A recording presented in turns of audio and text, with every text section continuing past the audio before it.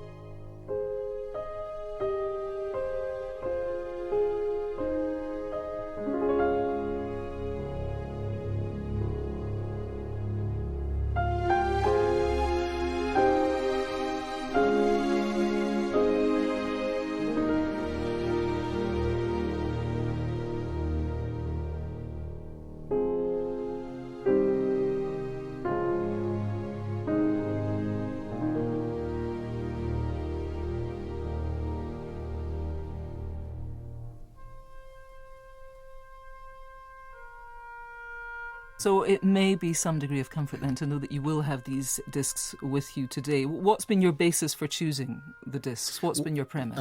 Part of it is the unspoken before and after emotional connection you have to each piece of music. Oh, that is exactly what I want to hear from my guest. You remember where you were and what you were doing and what your place in life was every time you hear one of these pieces of music. And you can see the people that you loved and the people have gone away, as well as what you learned about yourself and your place in your life every time you hear these songs again. I must say, every one of these songs is in my shuffle mode still on my iPod. When they come up by chance, I delight. So we shall come to your musical choices in just a moment, but just that roll call of the 2 Oscars, the 8 Emmys, the 1 BAFTA, the 4 Golden Globes. You're the youngest ever person to win a Lifetime Achievement at the American Film Institute. I gave that quote at the beginning, the emotional investment. Being able to access that, you have to, I'm imagining, be sort of match fit. You know, it's funny because there is an arc to the exercise. A movie is made in 12 weeks, more or less. And if you said yes 3 months prior, that means 6 months of your life is going to be spent trying to manifest these very specific emotional moments. The thing I've learned, I think, and I wish I wish I didn't have to, is that you can't fake any of this stuff. As soon as you begin, you are 24 hours a day collecting little, scratchings and ideas and notes of what might impact the moment when it comes. And some of that is your own life. Tell me about your first disc today then, Tom Hanks. What are we going to hear and why have you chosen it? All right. Dean Martin was the epitome of adult smoothness. Grown-ups in my life were divided into two very distinctive camps. The bigger camp was Frank Sinatra. The smaller camp was Dean Martin. And his television show in the United States was him in a tuxedo in a groovy apartment, chatting with people over a piano, and hearing Relaxez-Vous for the first time with Lean Reno. There's a line in here that is the most unhip lyric I have ever heard in any song everywhere, which is, "Let's put on our sneakers and slacks and Relaxez-Vous." There's nothing more incongruous. Dean Martin doesn't talk about sneakers and slacks, but you could just see him there saying, "Hey, I don't care what the line is. Let's just lay it down and record the thing. Put on your sneakers and slacks and Relaxez-Vous." When you're too tense, it's common sense to Relaxez-Vous. The more you earn, the less you learn to Relaxez-Vous. We French, you'll find, are more inclined to Relaxez-Vous. Relax, relax, relax, Relaxez-Vous. That was Dean Martin and Lee Reno and Relaxez-Vous. You were enjoying every single moment of that, Tom Hanks. It's highly uncommon for a man who has worked in movies as long and as successfully as you have to not have made a few enemies. Now, I have trawled every single bit of archive article I can find, and nobody who's worked with you ever has a bad word to say about you. What are you hiding? There must be... surely, I mean, there's something going on Oh, here. you got to dig a little deeper. Yeah. I'm disappointed in the BBC that they weren't able to come up with someone. No, I mean it, though. The nice guy thing. Do you hate the nice guy thing? Are you fine No. with- I will tell you this. I was very lucky because the first job I had as a professional actor was in the Great Lakes Shakespeare Festival, and I learned a very important lesson, and it was drilled into me by the other professionals in the company, that you had to show up on time, you had to know what you were going to say, and even if you did not like the people personally that you were working with, you had to respect their process. Because if anybody becomes a squeaky wheel, that means the show doesn't go on. And guess what? They could be fired. Anybody can be replaced. So I have always been able to come on to a set, I think, and give everybody their proper due. Tell me about the man that you mentioned in your first Oscar acceptance speech. That was in 1993 for Philadelphia, of course. He was Raleigh Farnsworth. Raleigh Farnsworth. He passed away not too long ago. He was my drama teacher, and I went to school for a full year before I even knew you could study something called drama. I didn't know that he was gay at the time. I just thought he was well-dressed. But there were plays that were specifically written for high school students, and they were horrible. They were hack pieces of nonsense. He made us read one of them, and I remember saying to him, "This reads like something that is aimed at kids, like the Mickey Mouse Club is aimed at kids." And he said, "You're absolutely right." And to have that kind of responsibility thrust upon us when you're only a junior in high school, 15, 16 years old, it raised the level of what we were working on. Did he keep up with you, and did you keep up with him throughout your career? I did. We would exchange notes every now and again. And when I was nominated for Philadelphia, I didn't think I was going to win, but I asked his permission to mention his name and to give him credit for all the aspects of who he was, not just, a man, but a teacher. And he said to me on the phone, "Well, I think that would just be delightful." And so I had a chance to give him some propers.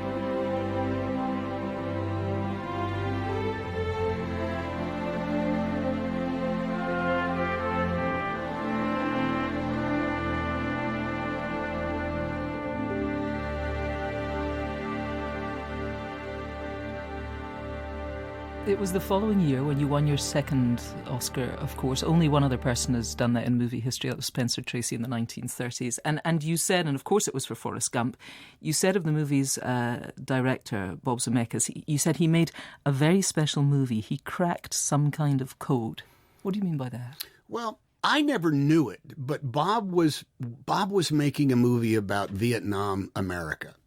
I didn't know that. He was making a movie about how wondrous it was that despite one of the most tumultuous decades of our lives, with one of the great nadirs of our nation's history, our involvement in Vietnam, how that scarred us in ways that I didn't quite understand. And the fact that Forrest and Lieutenant Dan survived when Bubba did not, that was very, very palpable for him.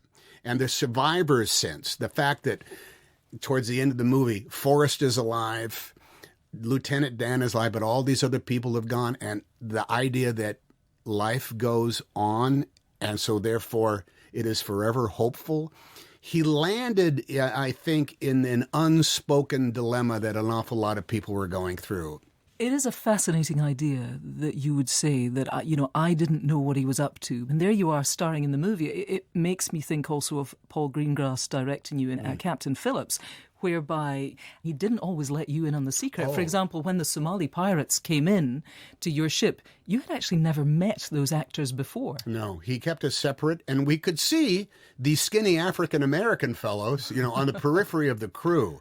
But we never had a moment where we, had dinner at the beginning or a party that started. And it was a specific kind of like trick of his journalistic background. But that idea of trusting a director enough, I'm just the tool of the director. Mm-hmm. You've put in all the work you've put in. How comfortable do you feel being that person who doesn't necessarily always see the full picture? All right, it's funny that you should say that, because our primary responsibility as actors is to behave properly. And it is very easy to behave that you are frightened when scary guys are coming in screaming at you and pointing AK-47 in your face.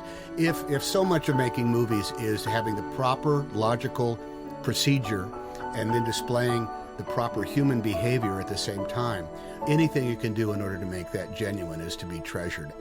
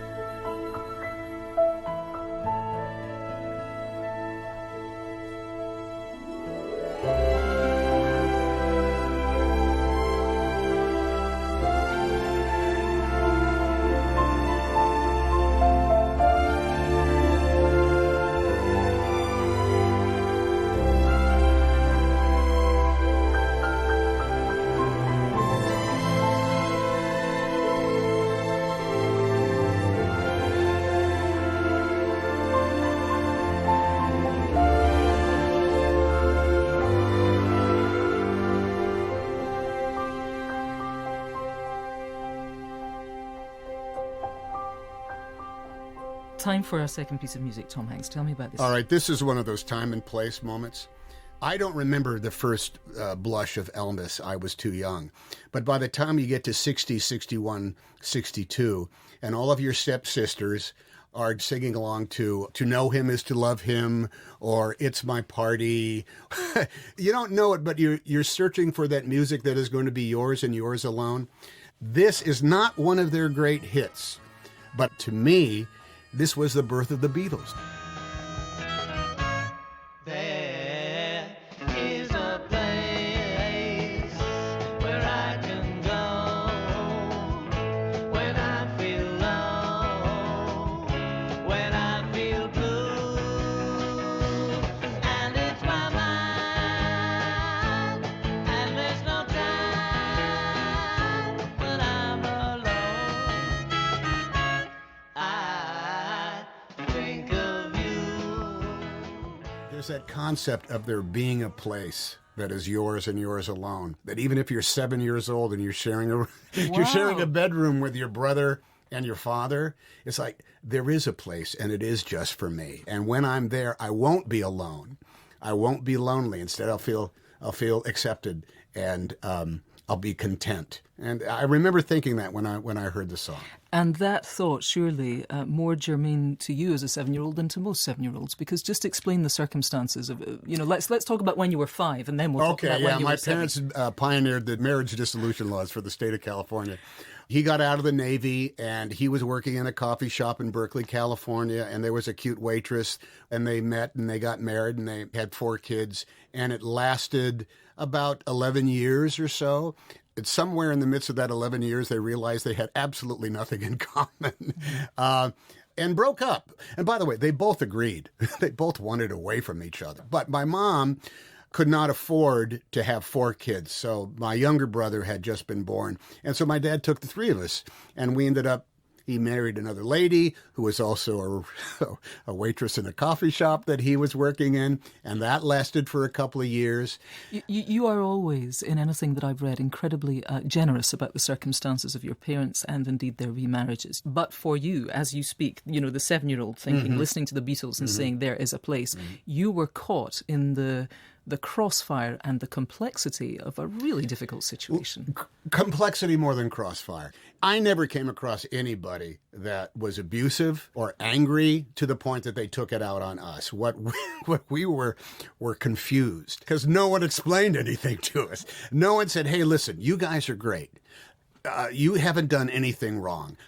Give us a couple of moments and we'll figure out what we're going to do. No one ever said that to us. And so the 10 houses in 5 years, this was to do with your father's employment, right? Yeah, he was in the restaurant business. It was a very, it's a very vagabond. He would quit in a moment's notice, or my dad would get a phone call at 10 o'clock at night from a buddy of his who needs desperately a head chef. And my dad would say, I'll be there at 8 a.m. And we would pack up a car and we would drive from Sacramento to my aunt's house in San Mateo, California. My dad would start the next day.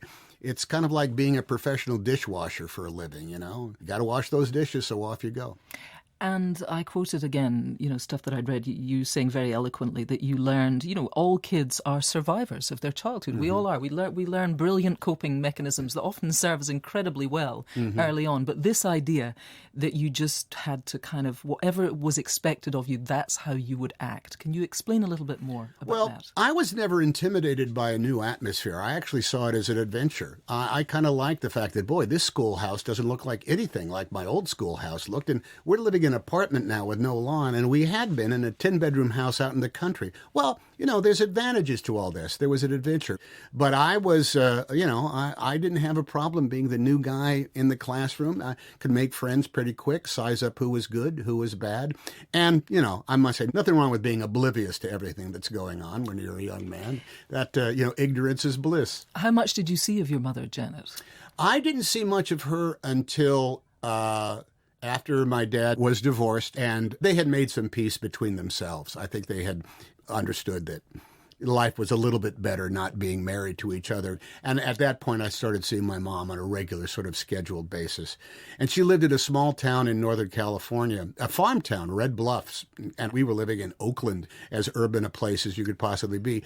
And so in the summer times and on school vacations, I get to go up and be part of this kind of like, let's ride our bikes down to the river and go swimming. The county fair is coming. Let's try to go there some nights. So I ended up having this rather perfect exposure to small town life that I thought was just as cool as big town life.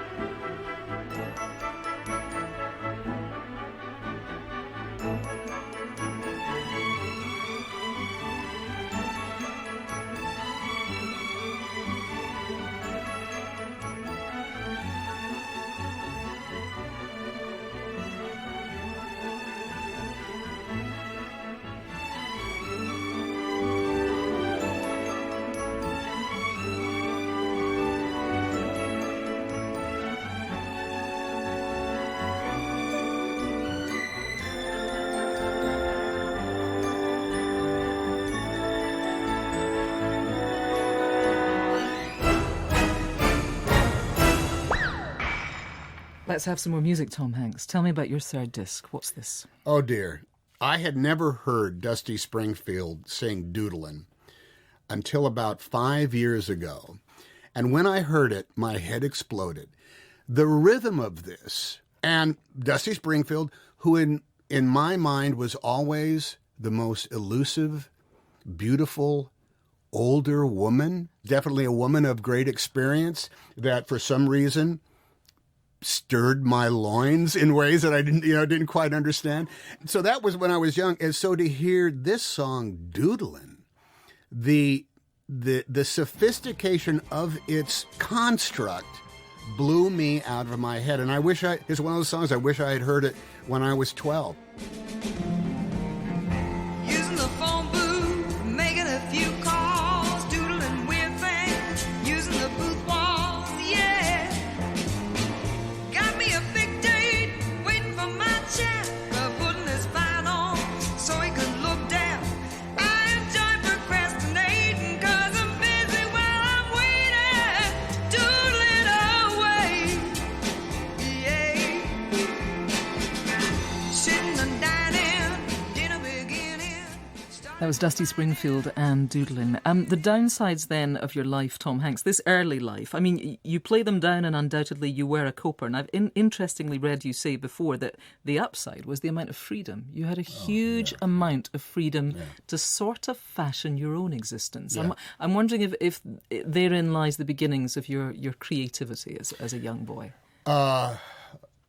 Yes, because when you're 8 and you're living, in a big housing complex somewhere, and there's a pack of people all over the place that you learn how to navigate yourself. I ended up seeing examples of human behavior and the human condition that impacted me. Some of my best friends were a Mexican family, and they ate frijoles, and their names were Jose, and they spoke Spanish to their mom. I had one teacher for second, third, and fourth grade, Mrs. Castle. Mrs. Castle was a taskmaster, but she was one of those brilliant teachers that could engage this addled attention deficit disordered kind of like 8, 9, 10-year-old's brain. What do you think Mrs. Castle saw in you? I think she saw an energy in me and an interest in me that other kids did not have. I chewed up school like a delicious meal. And when did you begin to love history? Because it's something throughout your career that you have often, come back to the great World War II epic Saving Private Ryan, of course, and then with Stephen Spielberg, you've executive produced much drama that has been based within the Second World War. What was it? When was it? Was it school time? It was, but I will tell you, it happened very specifically, and I was at home. Believe it or not, my dad and the love of his life, which was his third wife and my stepmother, they had to put up with me living with them. I was the last kid home. They were trying to live groovy lives on a houseboat, and they weren't home for a lot. So I had the run of the place to myself, and once a week, the local channel aired the Thames television series, The World at War. And the only stuff I knew about the war was from movies. And this was nothing but talking heads, newsreel footage, and here's the biggie, the voice of Laurence Olivier laying out in prose a deeper perspective of what it was to be alive during those years. It was entertainment that was fascinating. It was a story I didn't know, and it was enlightening because my dad was in the war. So he was hip to all this stuff. So every now and again I'd ask him, Dad, were you aware of the Anschluss? Did you know when the agreement at Munich happened? And we would talk a little bit about it. He wasn't actually aware of it. But to have the perspective of my dad living in the world of this black and white footage of Laurence Olivier explaining the war to me, it really altered my sense of how I could entertain myself in my spare time. And that was reading history.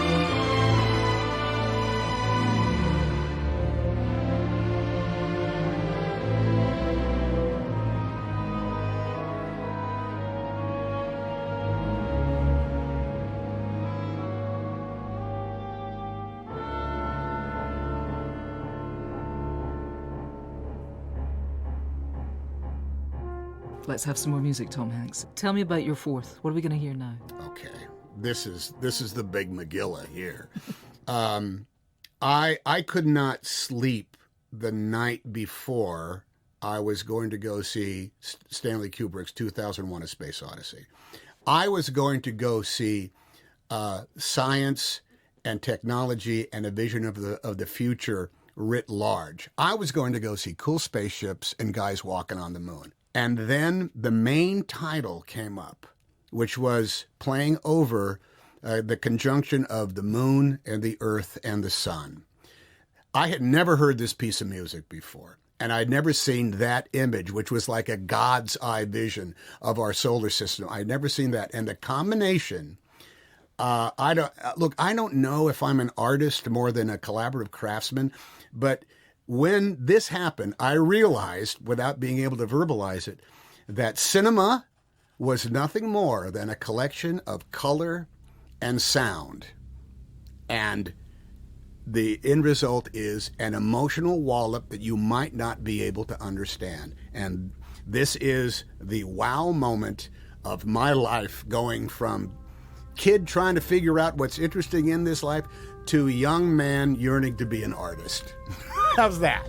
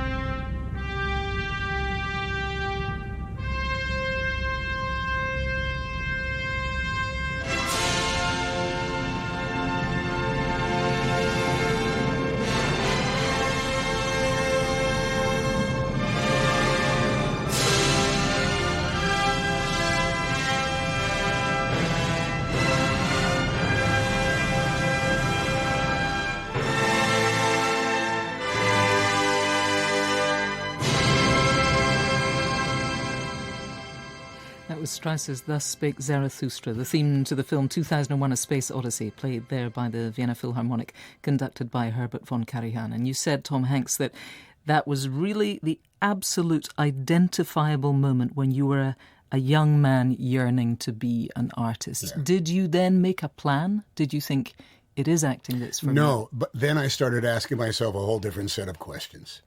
And what were they? Those questions were, how do I find the vocabulary for what's rattling around inside my head? Not long after this, I started going to the theater, the American Conservatory Theater, by myself to see plays that I had no idea even existed. And you say what was rattling around inside your head. Are you able to articulate those feelings? Having had the childhood you'd had by 13, 14, 15, what was rattling around inside your head? What have you done to me? I can only apologize. No, it's all right, because I put far too much thought into this list.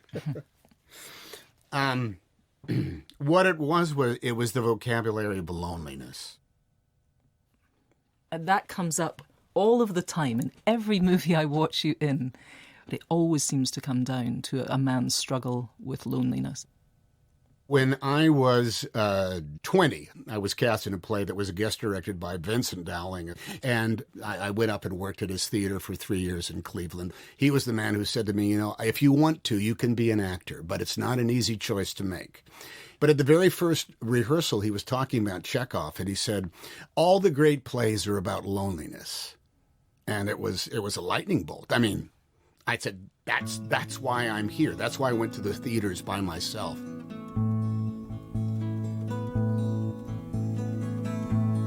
You could read my mind, love, what a tale my thoughts could tell. Just like an old-time movie about a ghost from a wishing well. In a castle dark or a fortress strong with chains upon my feet, you know that ghost is me. and I will never be set free as long as I'm a ghost you can't see. If I could read your mind, love, what a tale your thoughts could tell. Just like a paperback novel, the kind the drugstore sells. When you reach the part where the heartaches come, the hero would be me. The heroes often fail, and you won't read that book again because the ending's just too hard to take.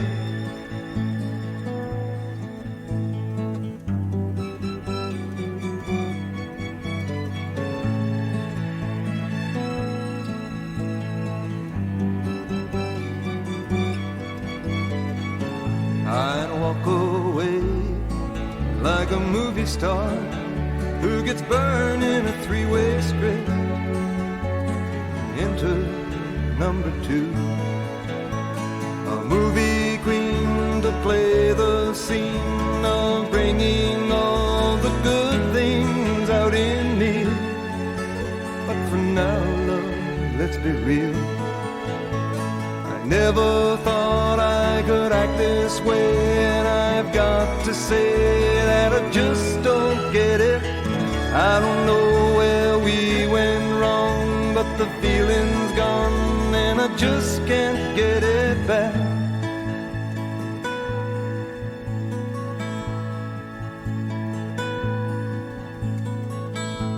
If you could read my mind, love, what a tale my thoughts could tell. Just like an old-time movie about a ghost from a wishing well, in a castle dark or a fortress strong, with chains upon my feet. The stories always end. If you read between the lines, you'll know that I'm just trying to understand the feelings that you lack. I never thought I could feel this way, and I've got to say that I just don't get it. I don't know where we went wrong, but the feeling's gone, and I just can't get it back.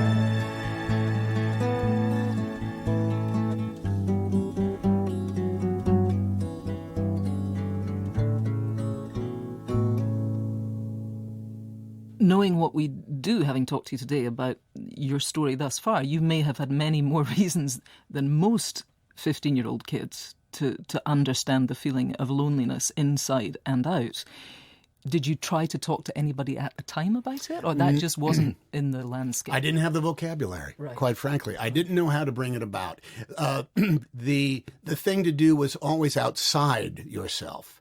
You join something, you volunteer for something. Is this how come a 21-year-old, a young, aspiring, smart, relatively ambitious actor finds himself, married and suddenly with 2 kids? That's quelling the loneliness. Yeah, I think so. I think it's like, well, one of the things that you have to do is you have to pull your own weight, and you got to live up to your expectations, and you got to do the right thing. But whether or not you have the tools at your disposal in order to carry through on it is something very different. I had kids very young. My son Colin was born when I was 21, and my daughter Elizabeth was born 4.5 years later. And by then, I thought I was rolling along with the natural order of things, and I thought I was progressing it towards, in some ways, my badge, my certificate of achievement. How on earth were you surviving financially by the time that you had a wife and 2 young kids? Piecemeal, bits and pieces. I mean, I had just figured out New York City with a wife and a kid when an offer came to do television in Los Angeles. So I found myself there working for actually a pretty good living wage. And so the marriage did end, and you had the 2 young children, and then 1988 comes, and it sounds to me like that's a pretty good year, because it is the year that you married the woman who's now been your wife for 28 years. Me and Rita Wilson. Rita Wilson. 2 more kids. You were then also nominated for your first Oscar. That was for Big. Yeah. Are those things a coincidence, that everything kind of came together at that moment? Is that just coincidence, or were you starting to feel like you could walk in your own shoes and fit them? I would say that by that time, I'm 27, 28. I've experienced enough bitter compromise that I overcame. You know, there was stuff that should have destroyed me, and it did not. Look, I got to tell you, having a kid at 21 was the greatest thing that ever happened, because I didn't smoke pot. You know, I didn't go into drugs. I was not a party boy. I didn't drink too much. I went to bed at 10 minutes after 10. I mean, I did some idiotic stuff, but the sensibility, the rules were in place. And I'm not a cheater, you know. I like to play by the rules. But later on, you're 27, you're 28, you've actually learned what to say yes to with some more judiciousness. And you end up meeting that other person, man, woman, older than you, younger than you, that said, oh, she gets it. Oh, guess what? I don't think I'm ever going to be lonely anymore. You know that song, And We'll Never Be Lonely Anymore? That's what I felt when I met my wife. That's a great story, but it's not the next tune. No, it's not the next tune. You have to tell me what the 5th disc is. All right. This is the soundtrack for America. I saw this movie when I was a little kid because our dad took us all, and I think he fell asleep while we watched it. And it was just a big, overblown Hollywood cinerama adventure. The next time I really listened to this was when I was driving across the country with 4 other people across vast expanses of the empty American West and Midwest. And Bill, who I was in the car with, he slid this into his tape deck. And he said, hey, let's listen to America for a little bit. And this piece of music came up, and I've never forgot it, and it never fails to stir my soul.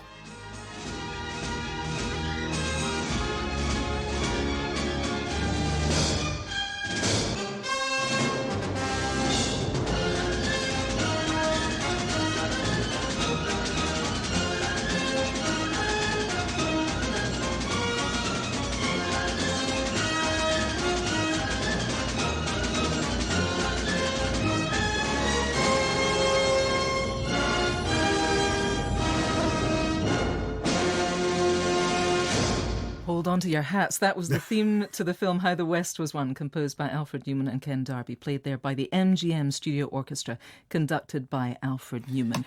Making movies and being a communicator of stories is what you do. And when people go to watch your movies, whatever it is about, hopefully if they themselves can identify with the characters and identify with the theme, then in some way it helps to see their story or part of their story told and represented. You yourself talked about the process of beginning to want to act.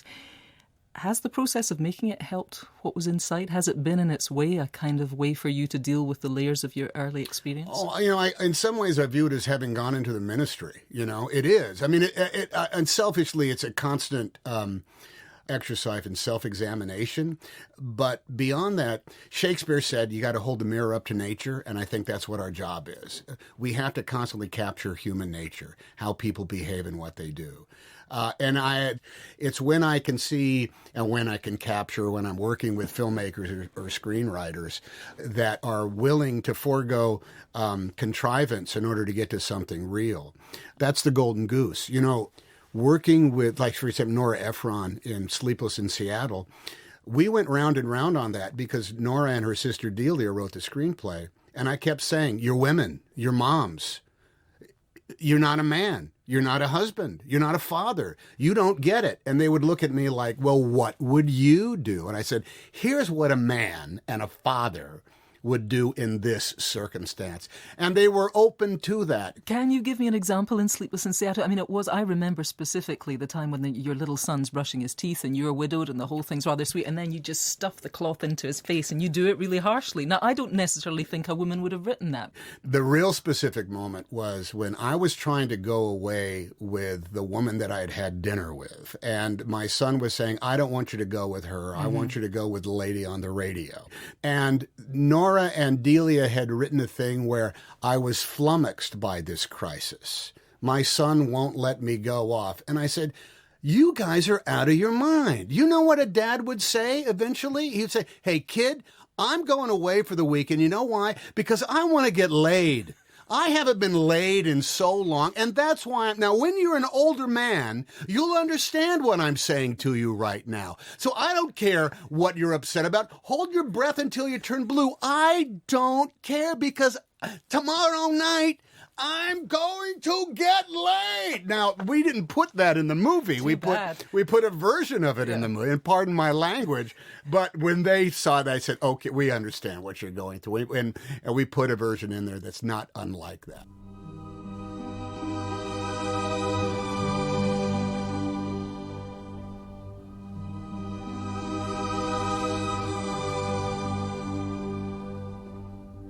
And now the purple dusk of twilight time steals across the meadows of my heart. High up in the sky, the little stars climb, always reminding me that we're apart. You wander down the lane and far away, leaving me a song that will not die. Love is now the stardust of yesterday, the music of the years gone by. Sometimes I wonder why I spend the lonely night dreaming of a song. The melody haunts my reverie, and I am once again with you when our love was new, and each kiss an inspiration.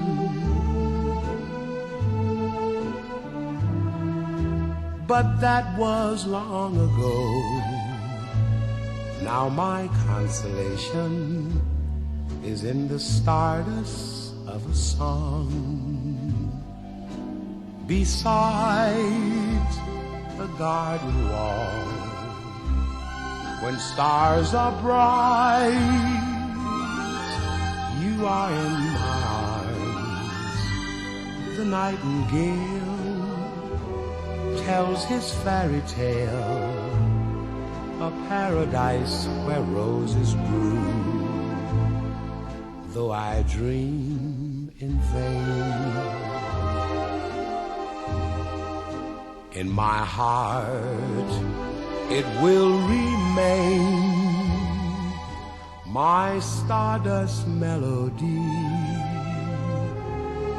the memory of love's refrain.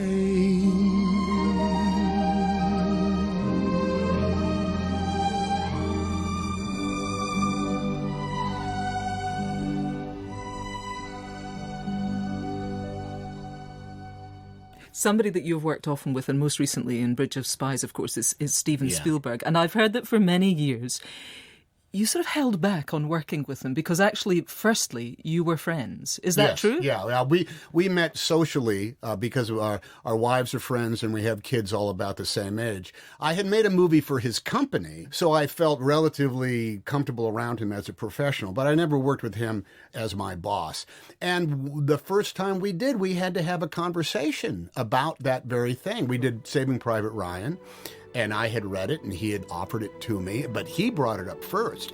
He said, listen, we're friends, but on the set, I have to be able to tell you whatever I have to tell you, and I can't be worried about hurting your feelings. And I said, dude, you're my boss on this, and my job is to provide the motivations that you need for your shots.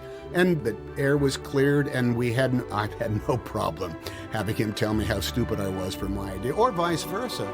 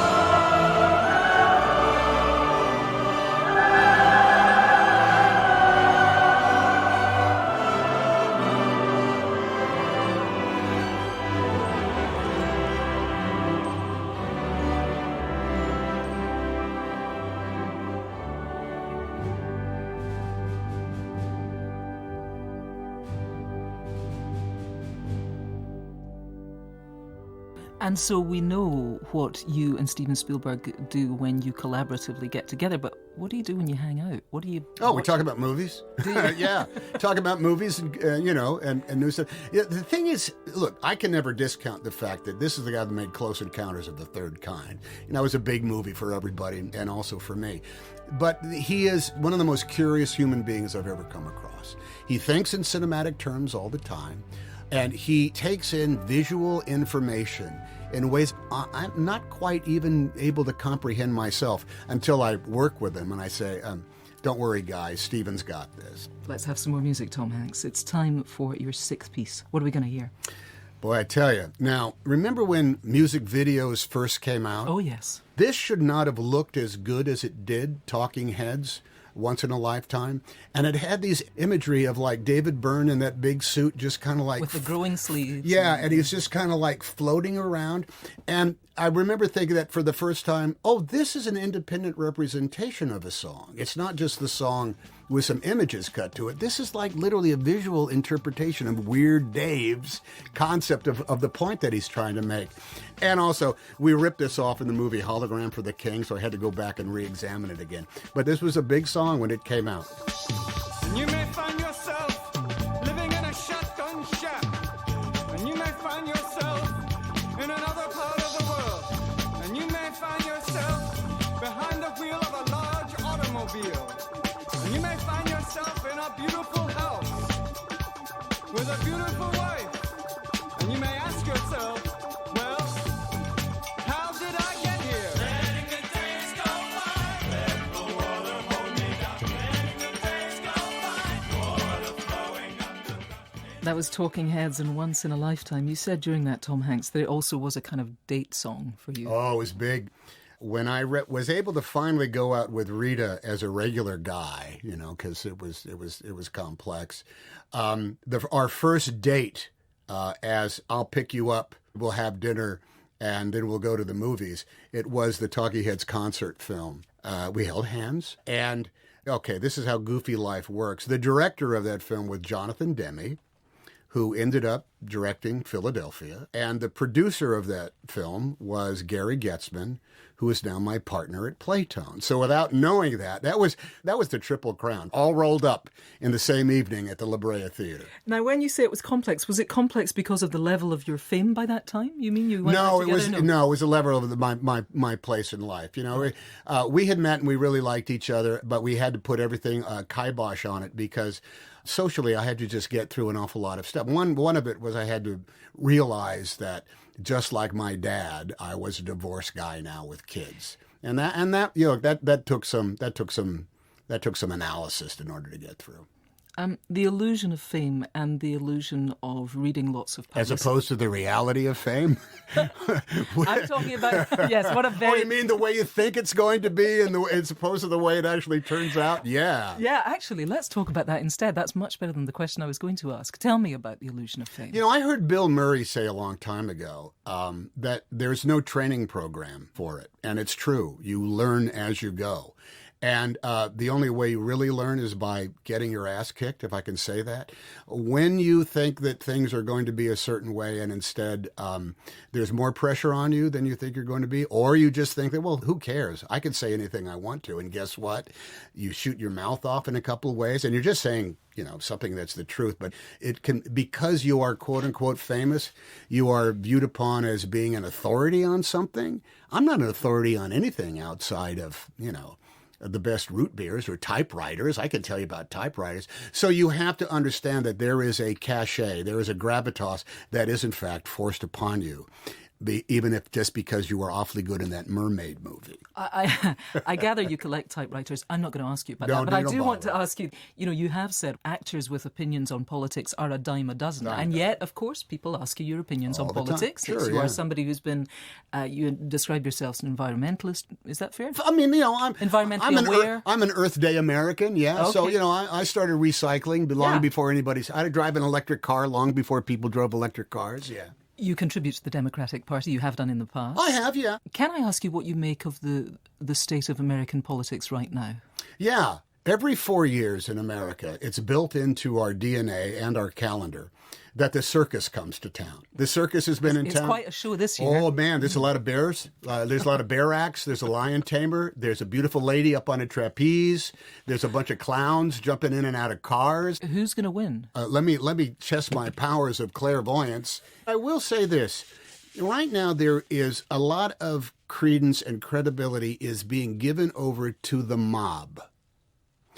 And I will tell you, by fact, the mob is really only about 28% of the people. And 28% of the people in America don't get to establish the rules. They get to yell, they get to complain, they get to demonstrate, they get to do all those things, but they don't get to rule. Somebody beyond the mob is going to be the person who's going to be elected president of the United States. That's as far as my powers of ESP go.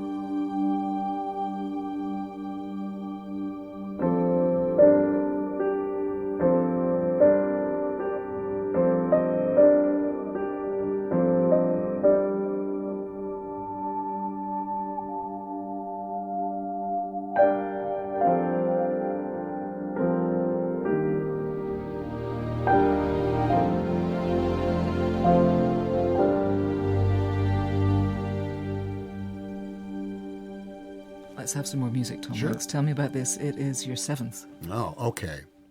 There was something about the anger and joy that is inside this song. I have since met LL Cool J.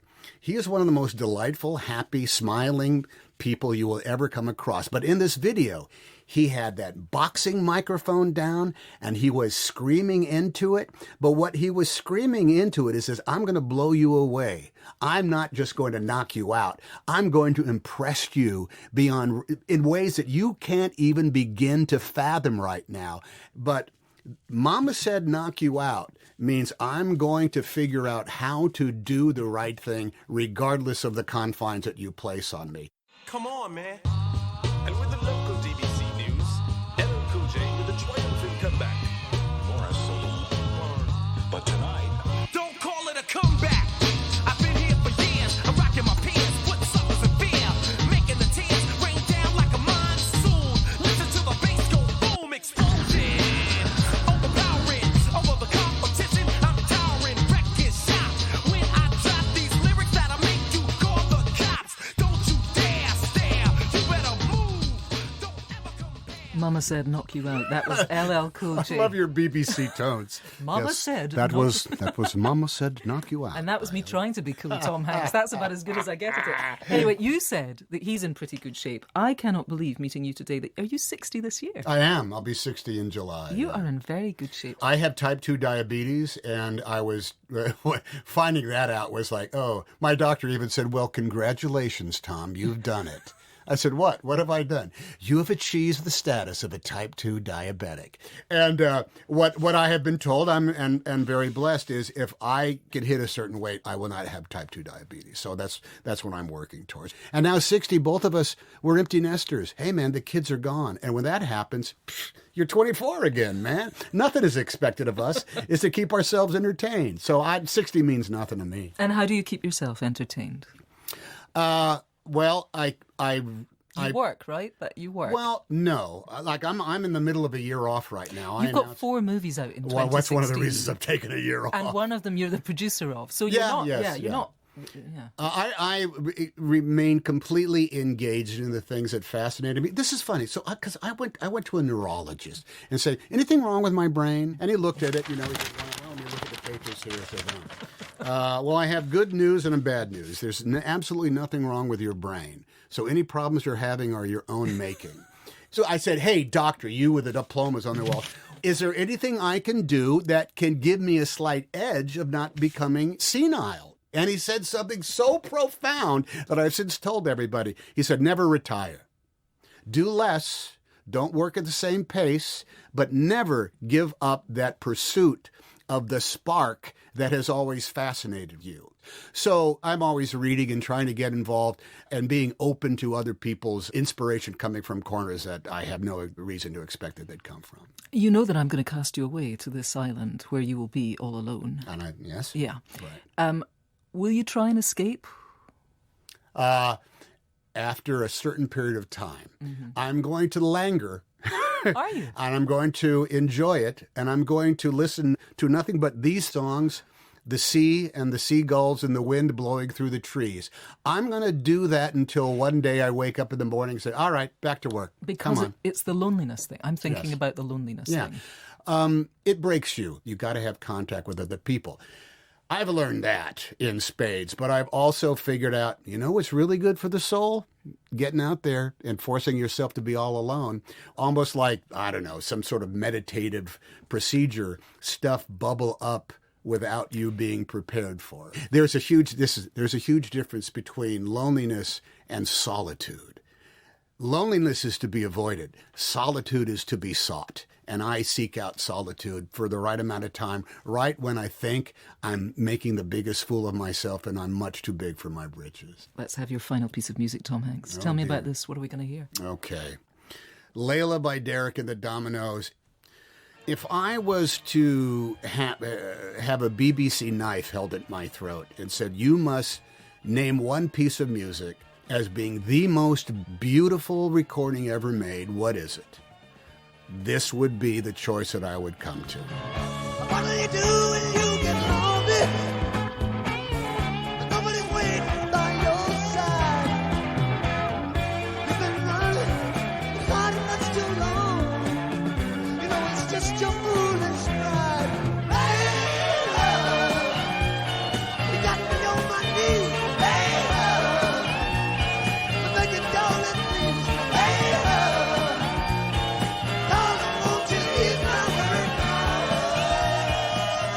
That was Derek and the Dominoes and Layla. Tom Hanks, I give everybody some books to take with them to this island. You get the complete works of Shakespeare and the Bible. Good. I'll take those, yeah. You get to take another book with you. What book will you take? I will take a book called A World Lit Only by Fire by William Manchester. That is about the Dark Ages, back at a time when no one in humankind traveled more than a few miles from the hut that they were born in, and the incredible transition of not only just the technological level of life in the Dark Ages, but the intellectual boundaries that were completely surpassed during that time. We shall give you that. And everybody is allowed to a luxury, something that makes life alone on this castaway island just a little bit more bearable. What's yours? A working manual typewriter and paper. A sheaf of paper in there as well. Certainly. Because with that, you can go anywhere. You'll always have something to do with a typewriter. I know you know typewriters. Is there any particular model you want? Let's take a Hermes 3000, made in Switzerland, indestructible. If manual typewriters ever evolved to the absolute top, could never be improved, the state of the art, it was the Hermes 3000. It's yours. Thank you. And which one of these discs that you've chosen today, which one would you save from the waves if they threatened to be washed away? I would have to say Disc 4, 2001: A Space Odyssey. At the beginning of the day, you'd hear it, you think, I think things are going to be all right. And at the end of the day, you'd play it as the moon is coming up over the horizon. And I think you would think, I'm looking forward to tomorrow.